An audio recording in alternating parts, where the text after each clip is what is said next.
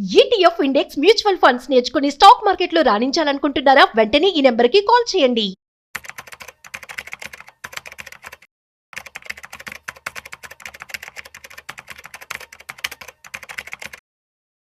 SIP అంటే ఒక discipline అన్నమాట. సో సిప్‌లో ఇన్వెస్ట్‌మెంట్ చేస్తే పెద్ద మొత్తంలో మీకు రిటర్న్స్ అనేవి రావడం జరుగుతుంది. అది కూడా మీరు తెలివిగా. అయితే సిప్ ఇన్వెస్ట్‌మెంట్‌లో తెలివిగా ఇన్వెస్ట్‌మెంట్ చేసి అట్ ది సేమ్ టైమ్ ఎక్కువ రిటర్న్స్ పొందడం ఎలా? దీనికి సంబంధించినటువంటి ఏవైనా 3 సూత్రాలు మనతో చెప్పడానికి ఇవాళ మనతో qualified personal finance professional mister Sairam ఉన్నారు. సో వారి మాటల్లోనే అడిగి తెలుసుకుందాం. సో హాయ్, హలో, నమస్తే, వెల్కమ్ టు సుమన్ టీవీ. నేను మీ Rajeev Pasupuleti. So let's start. So hi sir, నమస్తే.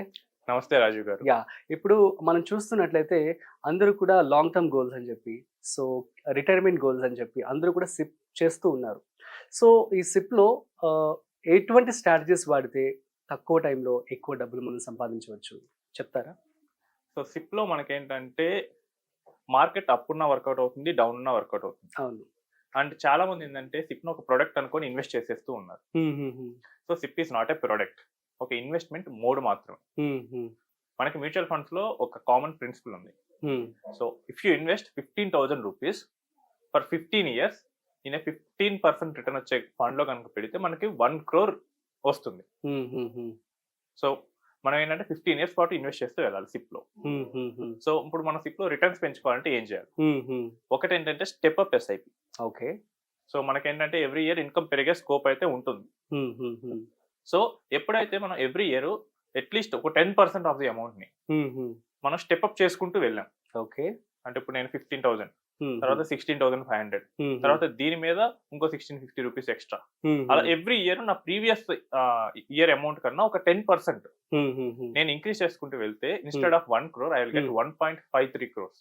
ఓ great. So 10% step up will give you 50% extra in 15 years. లేదు, అంత పెద్ద మొత్తంలో మేము చేయలేము.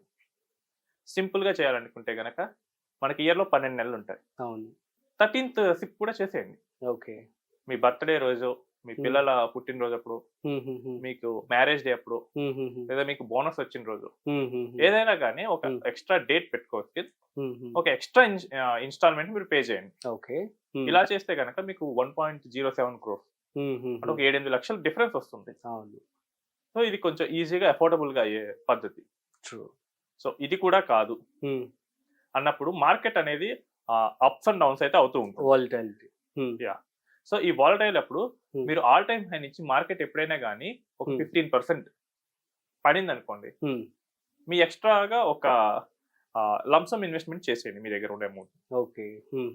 సో నేను ఎవ్రీ ఇయర్ ఒక 10,000 ఎస్ఐపి చేసుకుంటా వెళ్తున్నాను. మార్కెట్ కనుక ఒక 15% పడింది అనుకోండి, ఒకేసారి ₹1,00,000 పెట్టేయండి.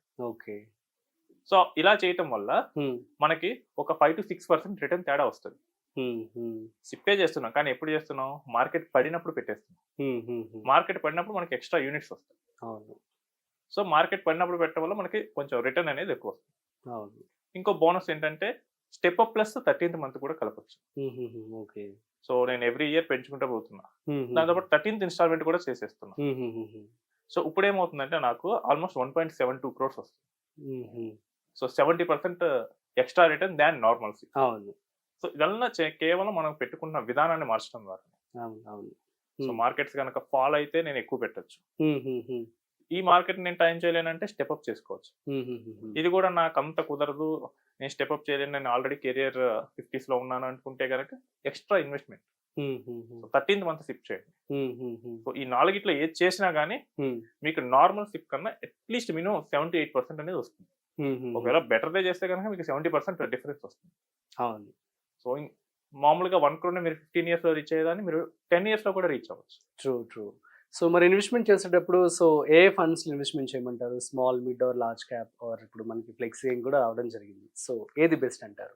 సో మనకి మార్కెట్ లో ఒక్కొక్క టైంలో ఒక్కొక్క క్యాప్ అనేది పర్ఫార్మ్ చేస్తుంది. అవును. సో ఒకసారి లార్జ్ క్యాప్ చేయొచ్చు, ఒకసారి మిడ్ క్యాప్ చేయొచ్చు, ఒకసారి స్మాల్ క్యాప్ చేయొచ్చు. సో మనం వీటన్నిటిని టైం చేయడం కష్టం అవుతుంది కాబట్టి better invest in a flexi cap fund with reasonable AUM or invest in a multi cap fund. So అప్పుడు ఏం చేస్తాం అంటే మనం ఈ మార్కెట్ టైమింగ్స్ మనం చేయకుండా ఫండ్ మేనేజర్కి ఇచ్చేస్తాం. అవును.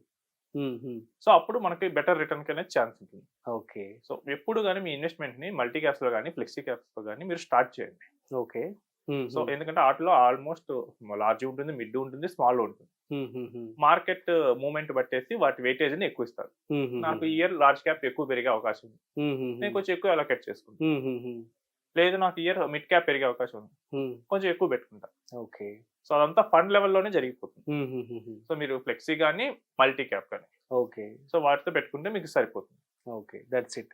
సో ఎటువంటి జాగ్రత్తలు తీసుకోవాలి ముఖ్యంగా మనం? సో జాగ్రత్తలు అంటే ఏంటంటే టూ మచ్ ఆఫ్ థింకింగ్ అనేది చేయకూడదు. Okay. In too much of checking. Yeah, ఈ రోజు చూసాను, రేపు చూసాను, ఎల్లుండి చూసాను, సో అలాంటి చేయక్కర్లేదు. ఎందుకంటే మీరు రోజు చేసే వర్క్ కాదు ఇది. సో మీ ఇన్వెస్ట్మెంట్ అనేది మీకు బోరింగ్ గా ఉండాలి. అవునా? సో మీకు బోరింగ్ గా ఉంటేనే రిటర్న్స్ వస్తాయి. Okay.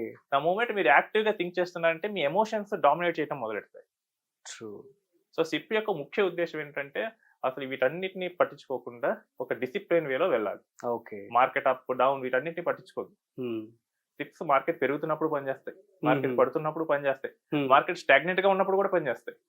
2010 to 2013 markets are stagnant. There was no return for lumpsum investors. Okay. అని సిప్ లో 7.5% రిటర్న్ వచ్చింది. అవును. ఏంటంటే ఆ చిన్న చిన్న ఫ్లక్చుయేషన్స్ లో కూడా అది యావరేజ్ చేయగలిగింది. సో ఇప్పుడు కనుక నేను రోజు చూసుకున్నాను, సెన్సెక్స్ ఆ టైంలో 20,000 పాయింట్స్ ఉంది, మళ్ళీ 19,000 18,000 మళ్ళీ 20,000 వచ్చింది.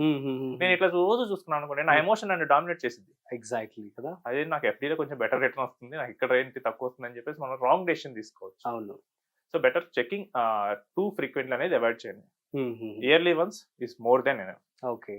అండ్ ఓవర్ డైవర్సిఫికేషన్ చేయొద్దు. ఓకే. సో ఈ రెండు జాగ్రత్తలు తీసుకుంటే కనుక మనకి మంచి రిటర్న్స్ సిప్ లో వచ్చేస్తాయి.